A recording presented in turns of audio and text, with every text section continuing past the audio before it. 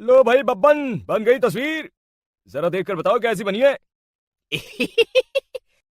अरे भाई मोहन, मेरी सलाह मानो तो तुम रहने ही दो।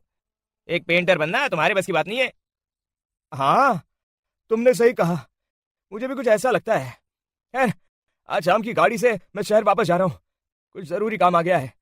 शहर से वापस आने के बाद तुमसे मिलता हूँ। मोहन अपने घर के दरवाजे पर ताला लगा देता है और वहां से चला जाता है। फिर उसी रात अचानक तेज हवाएं चलने लगती हैं। चारों तरफ डरावना माहौल बन जाता है। तभी मोहन की बनाई हुई पेंटिंग की वो औरत एक खतरनाक चुड़ैल में बदल जाती है और पेंटिंग से बाहर आ जाती है।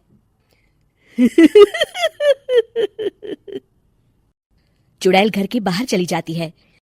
वहीं दूसरी तरफ दो चोर लाला सुखीराम के घर से चोरी करके भाग रहे होते हैं। दोनों भागते भागते गांव के चौराहे के पास पहुंच जाते हैं।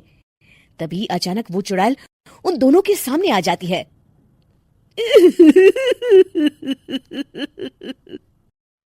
अरे मर गया रे। ये चुड़ैल कहाँ से आ गई? अरे मैंने तो तुझसे पहले कहा था कि आज अमावस्या की रात है। आज हमें चोरी नहीं करनी चाहिए। हाँ भाई बिल्ला, तुमने बिल्कुल सही कहा। जरा इसके दांत तो देखो, कितने बड़े हैं। चुड़ैल उन दोनों की तरफ बढ़ती है। अरे चुड़ैल दीदी, तुम चाहो तो ये सारे पैसे और जेवर ले लो, लेकिन हम दोनों को कुछ मत करना। पैसे और जेवर के लालच में तुम इंसान बिकते हो, हम चुड़ैल नहीं। तभी चुड़ैल उन दोनों चोरों को पुतले बना देती है।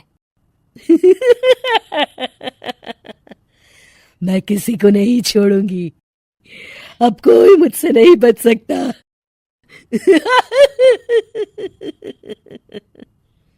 चुड़ैल अपने अगले शिकार की खोज में वहां से चली जाती है। गांव की दूसरी ओर जाने पर चुड़ैल को हरिया, बिरजू और बब्बन दिखाई देते हैं। आज संडे है। आज कपिल शर्मा शो देखने का दिन है। जोर से बोलो, आज संडे है। मैंने नहीं सुना। आज संडे है। आज कपिल शर्मा देखने का दिन है। हाँ, ये हुई ना बात। अरे ये कपिल शर्मा कौन है जो ये लोग उसे देखने के लिए इतने उतावले हुए जा रहे हैं? खैर, मुझे क्या, मैं अभी इन दोनों को मजा चखाती हूँ। चुड़ैल तेजी से उड़कर उन तीनों के सामने आकर खड़ी हो जाती है।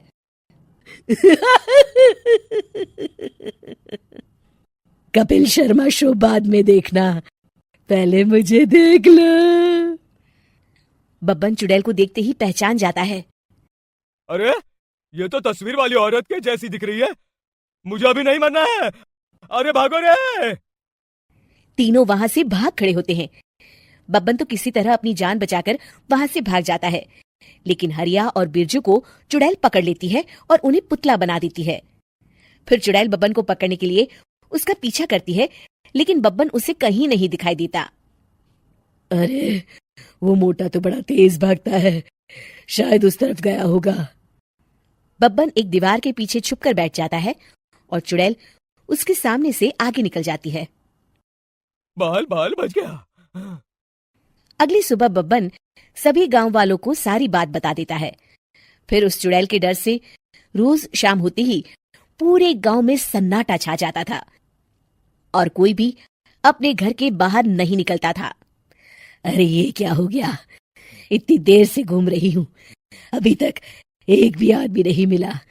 अरे कहाँ मर गए सबके सब? चुड़ैल वहां से चली जाती है। इस तरह कुछ दिन बीत जाते हैं। फिर एक दिन मोहन गांव वापस आता है।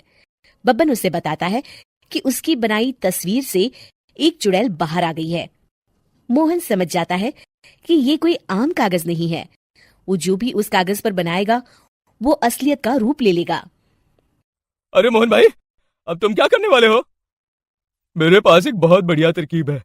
मैं इस कागज पर उस चुड़ैल की एक ऐसी तस्वीर बनाऊंगा जिसमें वो तपती धूप के नीचे खड़ी दिखाई देगी, और फिर जैसे ही सवेरा होगा वो चुड़ैल इस कागज से निकलकर बाहर चली जाएगी और सूरज की तेज धूप में जलकर राख हो जाएंगी। मोहन बिल्कुल वैसे ही तस्वीर बना देता है और जैसे ही सवेरा होता है वो चुड़ैल कागज से निकलकर बाहर धूप में चली जाती है। और सूरज की गर्मी बर्दाश्त नहीं कर पाती और जलकर राख हो जाती है। ये मुझे क्या हो रहा है? मैं सूरज की रोशनी बर्दाश्त नहीं कर सकती।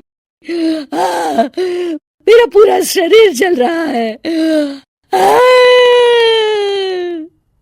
और इस तरह चुड़ैल के जलते ही पुतले बने सभी लोग पहले की तरह इंसान बन जाते हैं।